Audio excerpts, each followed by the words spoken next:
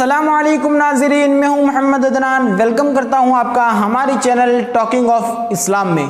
कैसे हैं आप लोग? उम्मीद करता हूं आप तमामी हजरात खैरियत और आफियत के साथ होंगे। आज अल्हम्दुलिल्लाह अज़्ज़वजल काफ़ी दिनों के बाद मदनी कायदे का एक और पार्ट लेकर हाजिर हो चुका हूँ। अल्हम्दुलिल्लाह अज़्ज़वजल हमने पहले 3 पार्ट पढ़ लिए हैं, जिसमें हमारे 6 सबक मुकम्मल हो चुके हैं और आज अल्हम्दुलिल्लाह अज़्ज़वजल चौथा पार्ट हम शुरू करेंगे। तो नाज़रीन आप तवज्जो बनाए रखें। देखिए चौथा पार्ट जो है वो सबक नंबर 7 का है। सबक नंबर 7 यानी हुरूफ मद्दा। मदनी कायदा अगर आपने पढ़ा होगा तो आपको पता होगा हुरूफ मद्दा के नाम से भी एक पूरा सबक बना दिया गया है, सबक नंबर 7 का। तो नाज़रीन ये सबक में काफ़ी चीज़ें हमें समझने की हैं, काफ़ी सारी चीज़ें हमें समझ में नहीं आती हैं। जो बच्चे होते हैं उन्हें पता नहीं चलता, जो कुरान पाक पढ़ते यहाँ तक कि यानी पूरा कुरान पाक पढ़ लेते फिर भी उन्हें हुरूफ मद्दा में पता नहीं चलता कि क्या है ये हुरूफ मद्दा। तो अगर आप से हो सके तो वीडियो को लाइक कर दीजिए और आगे शेयर करें ताकि उन लोगों तक भी ये सबक पहुँचे जो हुरूफ मद्दा की पहचान नहीं रखते, हुरूफ मद्दा की मारिफत नहीं रखते। तो चलिए जो आज का पार्ट है उसको शुरू करते हैं। जी नाज़रीन, हुरूफ मद्दा। तो हुरूफ मद्दा को पढ़ने से पहले हमें कुछ चीज़ों का जानना ज़रूरी है। पहले तो एक जज्म के नाम की एक चीज़ आती है, एक अलामत आती है जज्म। तो जज्म कहते किसे हैं? जैसा कि आप अभी स्क्रीन पर देख रहे हो कि जज्म, उस अलामत को जज्म कहते हैं। लेकिन अगर वो अलामत आपके सामने ना हो और आपको बोला जाए कि जज्म किससे कहते तो आप जवाब किस तरीके से देंगे? तो इसका एक सिंपल जवाब इस तरीके से होगा कि दाल जैसी दिखने वाली छोटी सी शक्ल को जज्म कहते हैं। आप देखें जज्म को एक देखें और दाल को देखें तो आपको पता चलेगा दाल और जज्म दोनों सेम है। जज्म जो है वो थोड़ा यानी अलग उसमें अलग स्टाइल आ जाती है और दाल में थोड़ी अलग स्टाइल है, लेकिन दाल जैसी ही छोटी सी शक्ल दिखती है ये जज्म भी। तो इसको जज्म कहते हैं। अगर कोई पूछे कि जज्म किसे कहते हैं तो हमें सिंपल यही जवाब दे देना है कि दाल जैसी दिखने वाली छोटी सी शक्ल को जज्म कहते हैं। ठीक है। अब जिस हर्फ पर जज्म आ जाए, जज्म है तो वो किसी हर्फ पर आएगी, तो जिस हर्फ पर जज्म आ जाए उसे क्या कहते हैं? तो ये हमारे लिए जानना ज़रूरी है। उसे साकिन कहते हैं। जिस हर्फ पर जज्म आ जाए उसे साकिन कहते हैं। यह हमें अपने जहन में रखना है कि दाल जैसी दिखने वाली छोटी सी शक्ल को जज्म कहते हैं और जिस हर्फ पर जज्म आ जाए उसे साकिन कहते हैं। उसे क्या कहते हैं? साकिन कहते हैं। अब मैं आपको बता दूं, जो साकिन हर्फ है वो कभी अकेला नहीं पढ़ा जाता। साकिन हर्फ को पढ़ने के लिए किसी मुतहर्रिक हर्फ का होना ज़रूरी है। मुतहर्रिक किसे कहते हैं? तो जैसा कि हमने हरकत वाले सबक में पढ़ा था, ज़बर, ज़ेर और पेश को हरकत कहते हैं और जिस हर्फ पर हरकत आ जाए उसे मुतहर्रिक कहते हैं। ठीक है। यानी किसी हर्फ पर ज़बर आ गया, ज़ेर आ गया, पेश आ गया तो वो हर्फ मुतहर्रिक हो जाएगा। अब हमें दूसरी चीज़ें जाननी पड़ेगी कि साकिन हर्फ को किस तरीके से पढ़ा जाएगा। मैंने बताया कि साकिन हर्फ कभी भी अकेला नहीं पढ़ा जाता है। तो इसका एक अच्छा सा जवाब ये है कि साकिन हर्फ अपने से पहले वाले मुतहर्रिक हर्फ से मिलकर पढ़ा जाता है। किस तरह? अपने से पहले वाले मुतहर्रिक हर्फ से मिलकर पढ़ा जाता है। अब नाज़रीन हम आ जाते हैं हुरूफ मद्दा की तरफ, क्योंकि हुरूफ मद्दा को पढ़ने के लिए हमारे लिए ज़रूरी है कि हम जज्म, साकिन वगैरह चीज़ों को पहचानें। साकिन किसे कहते हैं? क्योंकि आगे हुरूफ मद्दा में साकिन नाम की एक चीज़ आने वाली है जो आपको पता चलेगी। तो इसके लिए हमें इन चीज़ों का भी जानना ज़रूरी है। तो अब सवाल ये उठता है कि हुरूफ मद्दा ये चीज़ क्या है? देखिए पहले तो मैं आपको इसके बारे में एक चीज़ बता दूं। हुरूफ यानी अल्फ़ाबेट्स होते हैं। ओके, यानी हुरूफ अल्फ़ाबेट्स, इंग्लिश अल्फ़ाबेट्स, अरबी अल्फ़ाबेट्स, इंग्लिश हुरूफ, अरबी हुरूफ, इनको हुरूफ कहते हैं। ठीक है।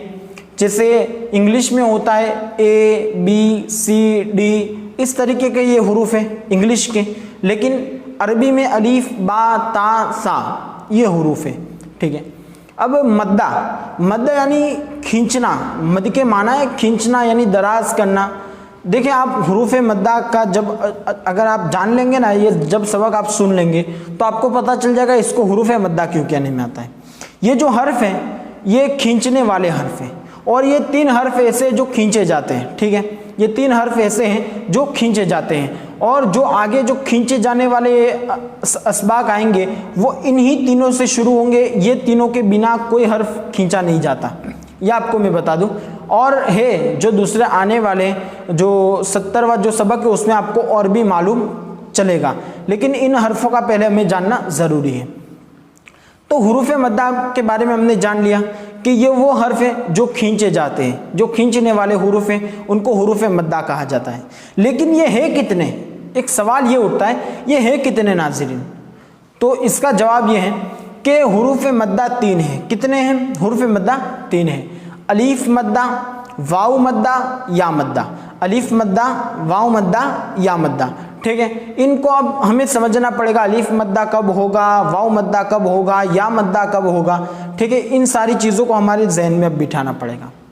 तो पहले तो हम आ जाते हैं हुरूफ मद्दा, हमने जान लिया कि हुरूफ मद्दा किसे कहते हैं, कितने हैं। अब जान लेते हैं कौन कौन से, वो भी हमने जान लिया। अब जान लेते हैं कब कब कौन सा मद्दा होगा, ठीक है। अलीफ मद्दा कब होगा, वाव मद्दा कब होगा, या मद्दा कब होगा, इन चीज़ों के बारे में हम जान लेते हैं। तो अलीफ मद्दा की पहले हम बात ले लेते हैं कि अलीफ मद्दा, अलीफ से पहले ज़बर आ जाए तो अलीफ मद्दा होगा, ठीक है। अलीफ से पहले ज़बर आ जाए तो कौन सा मद्दा होगा, अलीफ मद्दा होगा। अब आपको इस तरीके से पहचानना है, जैसे बा अलीफ ज़बर बा यहाँ पर लिखा हुआ आप दिख रहे हैं, ठीक है। तो आप देखें कि बा है और बा पर हरकत है, ठीक है। लेकिन बा से जो पहले वाला हर्फ है, बा से पहले जो हर्फ है वो अलीफ है, और अलीफ से बा के पहले जो हर्फ है वो अलीफ है, ठीक है।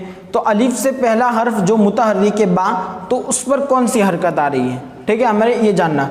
तो देखें अलीफ है और अलीफ से पहले वाला जो हर्फ है वो बा है, और बा पर ज़बर आ रहा है। कौन सा ज़बर आ रहा है, ज़बर आ रहा है, ठीक है। तो यहाँ पर कौन सा मद होगा, अलीफ मद्दा होगा। फिर आ जाते हैं हम वाव मद्दा में। अब यहाँ पर देखें, अब हम साकिन का जिक्र आएगा कि वाव मद्दा में वाव साकिन होता है, वाव साकिन होगा, ठीक है। वाव साकिन से पहले जो हर्फ होगा पेश आएगा उस हर्फ पर, तो यहाँ पर वाव मद्दा होगा, ठीक है। जैसा कि आप यहाँ पर देख रहे हैं, बा वाव पेश बू, बा वाव पेश बू, वाव साकिन है। देखिए वाव पर जज्म है, इसलिए इसको वाव साकिन कहा जाता है। वाव साकिन से पहले जो हर्फ है उस पर पेश है, यानी बा है और बा पर पेश है, ठीक है। तो यहाँ पर कौन सा मद होगा, वाव मद्दा। अब आ जाते हैं या मद्दा में। या साकिन किसे कहते हैं, या मद्दा किसे कहते हैं, या साकिन से पहले ज़बर आ जाए, या साकिन से पहले ज़ेर आ जाए तो या मद्दा होगा, ठीक है। या साकिन से पहले ज़ेर आ जाए तो या मद्दा होगा। जैसा आप देख रहे होंगे, बा या ज़ेर बी, बा है और या है। या साकिन से पहले वाला हर्फ बा है तो बा के नीचे ज़ेर है, बा या ज़ेर बी, ठीक है। तो इसको हमें याद रखना है कि अलीफ मद्दा, अलीफ से पहले ज़बर हो तो अलीफ मद्दा होगा, वाव साकिन से पहले पेश आ जाए तो वाव मद्दा, या साकिन से पहले ज़ेर आ जाए तो या मद्दा होगा। इन चीज़ों को हमने अपने जहन में बिठा दिया। अब हमें दूसरी चीज़ एक कदम और आगे बढ़ना है। एक कदम आगे बढ़ेंगे तब हमें पता करना है कि ये हुरूफ मद्दा को पढ़ना कितना है, किस तरीके से पढ़ना है, खींचना है तो कितना खींचना है।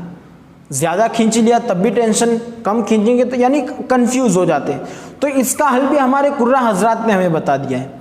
वो फरमाते हैं कि हुरूफ मद्दा को एक अलीफ यानी 2 हरकत के बराबर खींच कर पढ़ेंगे, एक अलीफ यानी 2 हरकत के बराबर खींच कर पढ़ेंगे। अब आप इसको पता किस तरीके से लगाए, किस तरीके से इसकी पहचान करें। तो देखिए मैं आपको एक चीज़ बता देता हूँ, हमने मदरसों में इसी तरीके से अलीफ, एक अलीफ बराबर किसे कहते हैं, 2 अलीफ बराबर, इस तरह हमने जाना है।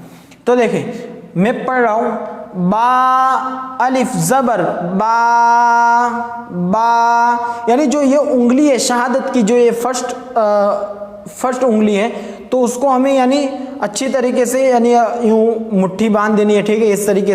इस तरीके से मुट्ठी बांध देनी है, और फिर जब हम पढ़ते हो तो हमें यानी इस तरीके से प्रैक्टिस करनी है। बा अलिफ ज़बर बा, बा वाव पेश बू, बा या ज़ेर बी, इस तरीके से यानी हमें मश्क करनी है, प्रैक्टिस करते रहना है। तो नाज़रीन अब आ जाते हैं हम इसके हिज्जे के बारे में। इसको हिज्जे किस तरीके से करना है। बाज़ बच्चे इसके हिज्जे में यानी काफ़ी गलतियां करते हैं, ठीक है। तो इसका हिज्जे भी हम इंशाअल्लाह अज़्ज़ व जल अभी ज़रूर सीख लेंगे। तो पहले तो देखिए हम स्टेप बाय स्टेप चलेंगे। पहले बा ले लेते हैं, तो बा है तो बा को हमें पढ़ना पड़ेगा बा, फिर हमें अलिफ को ले लेना है, अलिफ बा अलिफ ज़बर बा, यानी 3 स्टेप होंगे। कितने? एक बा, फिर दूसरा अलिफ को लेना है और फिर बाद में ज़बर लेना है। तो यानी जो हमारा ये अलिफ मद्दा है वो मुकम्मल हो। फिर आ जाते हैं वाव में, वाव मद्दा में। वाव मद्दा में भी यही है कि हमें 3 स्टेप रखने हैं। पहला बा, फिर वाव, फिर पेश। बा वाव पेश बू, बा वाव पेश बू, ठीक है। फिर या मद्दा में भी इसी तरह, बा है, फिर या है और जेर है, बा या जेर बी।